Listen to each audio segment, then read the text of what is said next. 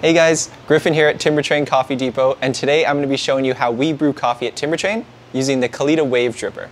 So let's get started.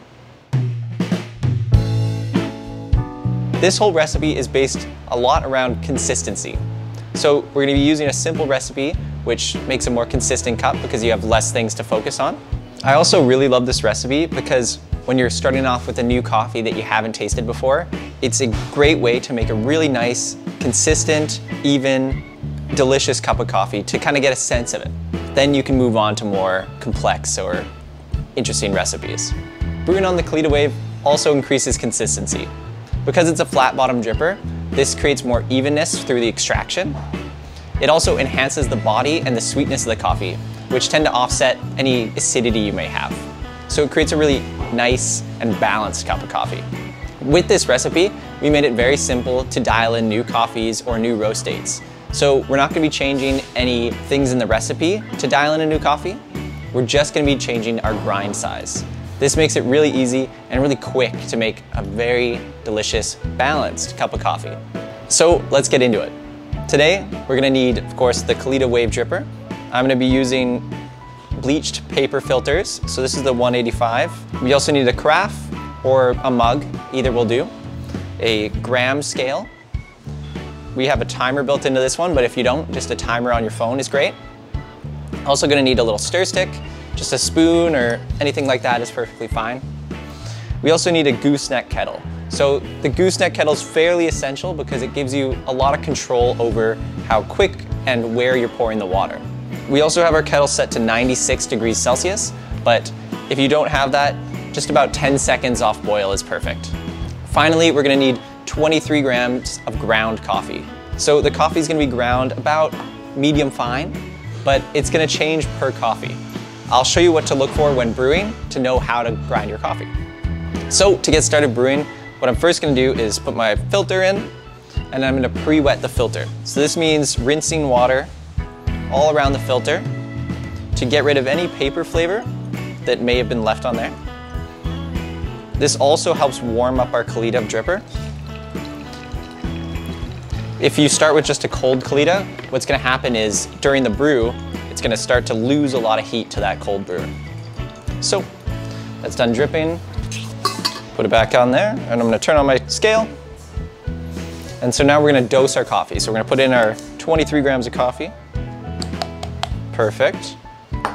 We're just going to level it out quickly. Awesome. And we're going to tare our scale again, so we're starting at 0 and get our timer ready. So we're going to begin by pouring 50 grams of coffee. Our goal during this period is to saturate all the coffee grounds without kind of creating any places where there's no water. So we have that perfect, and now we're just going to use our spoon and kind of dig around in there without being too aggressive to make sure there's no clumps of coffee down in the bottom that have been left unsaturated. So now the easy part. We're going to wait until about 45 seconds on the clock before we do our next pour. So for the next pour, we're going to be adding 300 grams of water over the course of 45 seconds. So just about to begin now. So at 45 seconds, we're going to start pouring, and we're looking for a consistent and even stream of water. And so this is going to bring our total brew weight up to 350 grams and our total time to 1 minute and 30. So the whole point of this portion is evenness. So we're not kind of flicking our wrist to pour, and we're not, speeding up and slowing down in between.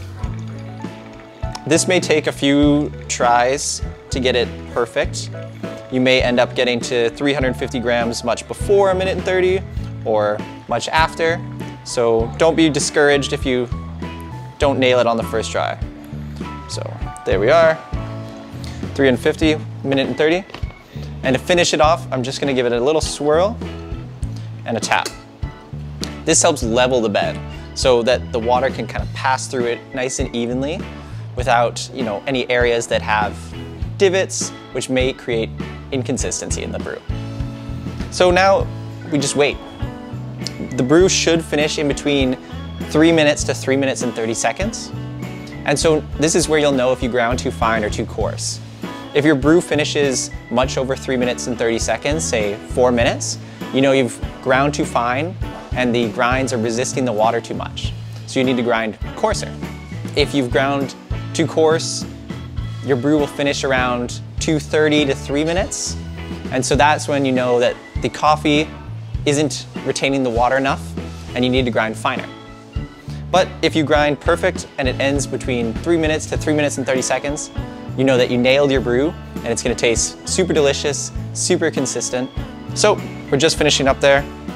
I'm gonna pull this off. It's really great to look at the bed of your coffee to make sure it's flat. Again, like I was mentioning, any kind of divots or hills could create inconsistencies in the cup. Now, we're just gonna swirl this, serve it up, and enjoy.